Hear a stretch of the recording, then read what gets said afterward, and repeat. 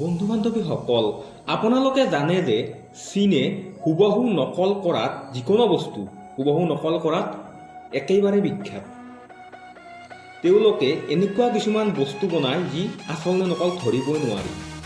এইটো চাওক, এইটো এটা আমি খোৱা বন্ধাকবি দুফাল কৰিছে। আমি ভাবিছোঁ যে এইটো একদম এটা আচলি বন্ধাকবি, কিন্তু নহয়। এইটো এটা প্লাষ্টিকেৰে তৈয়াৰী বন্ধাকবিহে। চাওক ৰাইজ, কেনেকৈনো এইটো বনায়। এই চাওক, ফাৰ্ষ্ট বগা ৰঙৰ এটা তৰপ ল'লে, তাৰপিছত সেউজীয়া ৰঙৰ এটা তৰপ ল'লে, আৰু চাওক হাতেৰে কেনেকৈ শ্বেপ দিবলৈ আৰম্ভ কৰিছে। এয়া চাওক, পাত তৈয়াৰ কৰি পেলালে হাতেৰে নিমিষতে। আৰু এইটো যদি আপোনালোকে খায়, বেমাৰততো নিশ্চয় পৰিব, কাৰণ ইয়াত কিমান ধৰণৰ বা কেমিকেল আছে। এয়া চাওক কেনেকৈ হাতেৰে নিমিষতে, চাবচোন, নিমিষতে বনাই পেলাব এটা সেউজীয়া বন্ধাকবি, যিটো দেখাত হুবহু একদম সঁচা বন্ধাকবি যেনে লাগিব। চীনে বহুতে ভাবে যে চীনে অকল ইলেক্ট্ৰিক বস্তু বনোৱাতে পাৰ্গত। সেইটো নহয় বন্ধু বান্ধৱীসকল। চীনে প্লাষ্টিকৰ চাউল, প্লাষ্টিকৰ কণী, কি যে নবনায়। চীনে নতুনকৈ আৰম্ভ কৰিছে সাপৰ ফেক্টৰী। সাপ পোৱা ফাৰ্ম বনাইছে, ফাৰ্ম বনাই সাপৰ। এয়া চাওকচোন, এয়া সাপৰ কেনে চানা এলা কিবা একদম পোৱালি। আচলতে এই সাপৰ ফাৰ্ম আজিৰ পৰা প্ৰায় 50 বছৰ আগত আৰম্ভ হৈছিল। চীনৰ এজন ব্যক্তিয়ে প্ৰথমবাৰৰ বাবে সাপৰ ফাৰ্ম এখন বনালে। তাত কিবা 50খন নে 60খন সাপ পুহিছিল বোধহয়।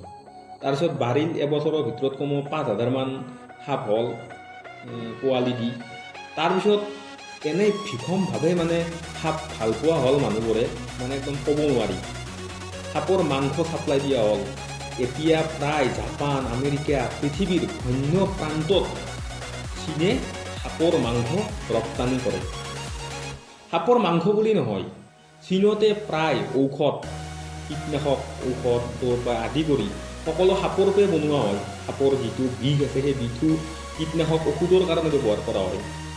সাপৰ মাংসটো চীনৰ মানুহৰ একেবাৰে প্ৰিয়। এই চব কেনেদৰে সাপৰ মাংস তৈয়াৰ কৰি আছে। আপোনালোকে জানে যে পৃথিৱীত প্ৰায় 60% মানুহ সাপৰ বিষৰ পৰা মৰে। অৰ্থাৎ সাপে খুটিয়াই 60% মানুহ মাৰে। আৰু প্ৰায় 7% মান মানুহতো ভয়তে মৰে, সাপৰ ভয়ৰ কাৰণে মৰে। আপোনালোকে ভাবকচোন, যদি এই চীনত এই ফাৰ্মখনৰ মাজত আপোনালোকক এৰি দিয়ে, আপোনালোকৰ কেনে দশা হ'ব কমেণ্টত জনাবচোন। আৰু কি ক'ম, তেওঁলোকে এনেকুৱা কিছুমান পদ্ধতি অৱলম্বন কৰি সাপ পুহিছে যে ভাবিবই নোৱাৰি। যিটো বস্তু দেখিলে আমাৰ কলিজাত ধপাই উঠে, সাপ দেখিলে, আনকি ধৰা সাপ দেখিলেই মই পলাওঁ। খেতি সাপৰ বা আন বেলেগ সাপততো মই কথাই নকওঁ। গতিকে ভাবি চাওক, তেওঁলোকে সেই সাপ হাতেৰে দানা দিব, হাতেৰে খুৱাব, কিবা কৰিব।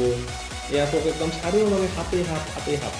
চীনত অধিকাংশ মানুহৰে সাপৰ ব্যৱসায় আছে, যিটোৰ পৰা বছৰত তেওঁলোকে কিমান টকা ইনকাম কৰে, আমাৰ বহুত ওপৰত, ভবাৰে বাহিৰত। তো বন্ধু বান্ধৱীসকল, আজিলৈ ইমানেই। যদি ভিডিঅ'টি চাই ভাল লাগে, লাইক, কমেণ্ট আৰু চেনেলটো ছাবস্ক্ৰাইব কৰিব। ধন্যবাদ।